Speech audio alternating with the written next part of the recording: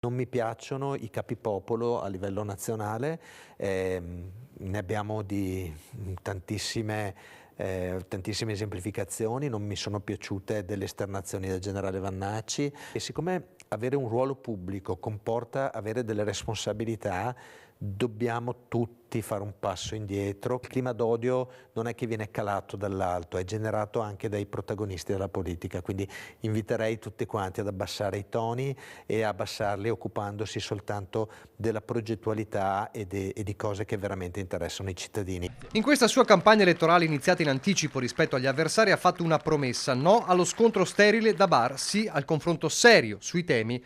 Ma a chi pensa che Giovanni Manildo sia fin troppo morbido nella sua sfida ad Alberto Stefani, e per la verità viceversa, visto che più di uno ha coniato il termine Stefanildo, il candidato del centrosinistra risponde chiaro: il Veneto che vide vincere Zaia 15 anni fa è profondamente mutato.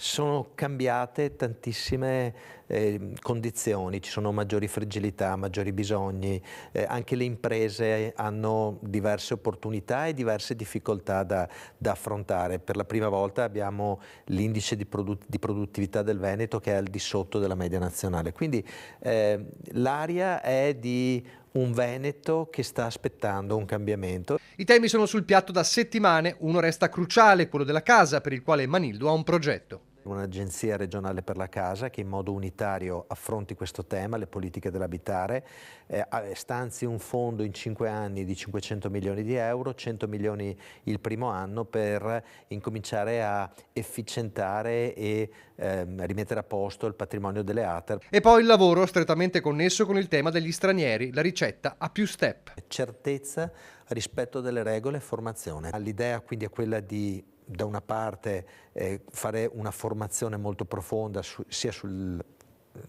nostri usi e costumi e sia sulla lingua e sul lavoro che andranno a fare. Dobbiamo fare una politica dei flussi governata, non subita, quindi bisogna incominciare in modo molto approfondito a riprendere il tema dell'accoglienza diffusa, cioè del fatto che non si creino ghetti e non si consegnino delle persone alla malavita, al malaffare. Negli incontri i primi ad affrontare questo tema sono state le categorie produttive e i sindacati.